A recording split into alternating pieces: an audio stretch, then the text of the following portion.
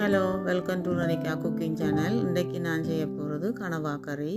கனவாயை நல்ல வடிவாக க்ளீன் பண்ணி வெட்டி கழுவி எடுத்து வச்சுருக்கிறேன். இப்போ நாங்கள் வெங்காயம் வதக்குவோம். வெங்காயத்தை எண்ணெய் விட்டு வதக்கிட்டு அதுக்குள்ளே கொஞ்சம் கருவேப்பிலை, கொஞ்சம் பெருஞ்சீரகம், கொஞ்சம் வெந்தயம், கொஞ்சம் கடுகு இது எல்லாத்தையும் போட்டு இந்த வெங்காயம் நல்ல வடிவாக கோல்டு கலர் வரும் வரையும் இதை நாங்கள் வதக்க வேணும்.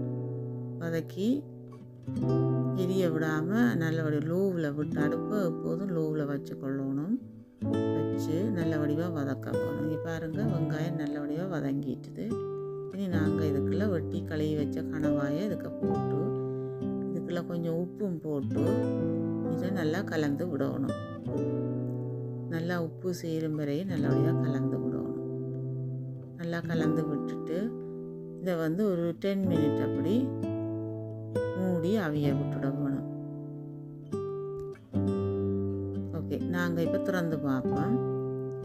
இப்போ கொஞ்சம் அவிஞ்சிருக்குது. ஆனால் தண்ணி இன்னும் வர இருக்குது. நல்லா தண்ணி மீட்டு வரும். தண்ணி விடக்கூடாது கனவாய்க்குள்ள. இப்போ நாங்கள் திரும்ப இன்னும் கொஞ்சம் நேரம் மூடி விடுவோம். அவிஞ்சது காணாது. இன்னும் கொஞ்சம் நேரம் நாங்கள் மூட விடுவோம்.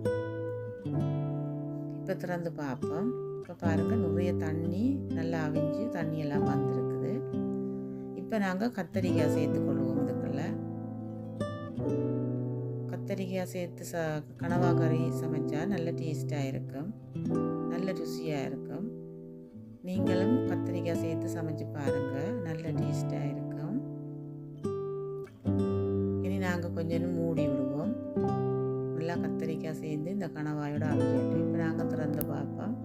இப்போ பாருங்கள், கத்தரிக்காயும் கனவாயும் சேர்ந்து அவிஞ்சு தண்ணியெல்லாம் வற்றி நல்லா வந்திருக்கு.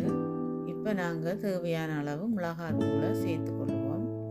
உங்களுக்கு எவ்வளவு உரைப்புக்கு தேவையோ அந்தளவுக்கு சேர்த்துக்கொள்ளுங்க. நான் கொஞ்சமாக எனக்கு தேவையான அளவு சேர்த்துக்கொள்வேன். இப்போ நாங்கள் நல்ல வடிவாக கலந்து விடுவோம். நல்லா கலந்து விட்டுட்டு நல்லா லோவில் வச்சு அடுப்பை இப்போ நாங்கள் மூடி விடுவோம். நல்லா ஒரு 10 நிமிஷம் மூடி விட்டுட்டு இப்போ திறந்து பார்ப்போம். பாருங்கள், நல்லா அவிஞ்சு ரெண்டு எண்ணெய் எல்லாம் ரெண்டு வந்துருக்குது. இனி நாங்கள் கொஞ்சம் பால் விட்டுட்டு கலந்து விட்டு மூட வேண்டியதான். கொஞ்சம் நேரம் விட்டால் காணும். 5 நிமிஷம் விட்டால் போதும். பால் விட்டுட்டு ஒரு 5 மினிட் விட்டால் போதும். அதோட இறக்கலாம். கத்தரிக்காய் போட்டு சமைச்சு பாருங்கள், நல்ல டேஸ்டாக இருக்கும். இந்த இப்போ ரெடியாக இருக்குது. இனி நாங்கள் இதை எடுத்துக்கொள்ளலாம். கனவாயில் அவிஞ்சு கத்தரிக்காய் அவிஞ்சு பாருங்கள், நல்லா வந்திருக்கு பிரட்டல் கறியாக. நீங்களும் இதை செய்து பாருங்கள், செய்து பார்த்து சாப்பிடுங்க.